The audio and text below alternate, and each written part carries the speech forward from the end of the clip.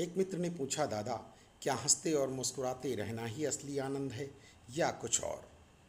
मैंने कहा, मित्र, हंसना और मुस्कुराना वास्तविक आनंद नहीं है, क्योंकि आप अपनी हंसी या मुस्कुराहट के पीछे अपने भीतर का दुख दर्द भूलने का प्रयास करते हैं या संसार के किसी बात पर हंस देते हैं।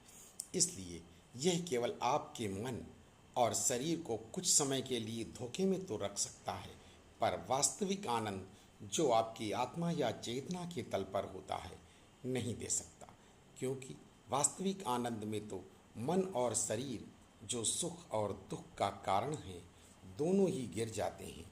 केवल आत्मा या चेतना रह जाती है, और आत्मा सांसारिक सुख या दुख नहीं जानती। आत्मा तो केवल प्रेम जानती है, और प्रेम शाश्वत है।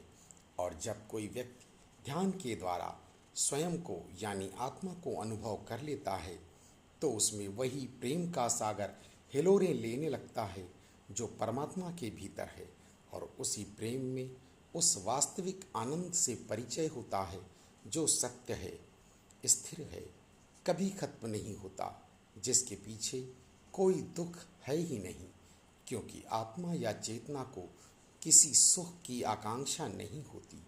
और याद रखिए, आकांक्षा ही आपके सारे दुखों का कारण है। फिर चाहे वह धन की हो, स्त्री की हो, या पद प्रतिष्ठा या सम्मान की हो, उसके पीछे दुख ही आता है।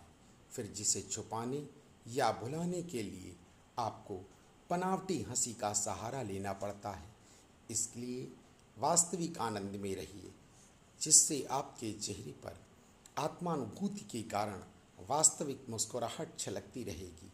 इसलिए ध्यान कीजिए, प्रेम कीजिए, स्वयं यानी सत्य में रहिए। आप सच्चिदानंद हो जाएंगे। राधे राधे। नमो नमः।